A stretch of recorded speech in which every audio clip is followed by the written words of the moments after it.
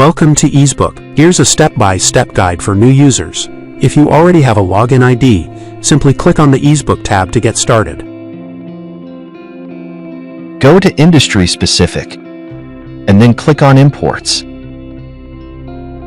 Go to Setup. Then go to Import Setup.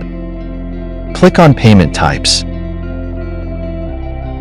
Select on any payment types, and then select any chart of accounts you want. And you can change your status as active or inactive. Again, click on Payment Types to change. And now click on Chart of Accounts again to change. And again, change the status as active or inactive. Click on Save and Update.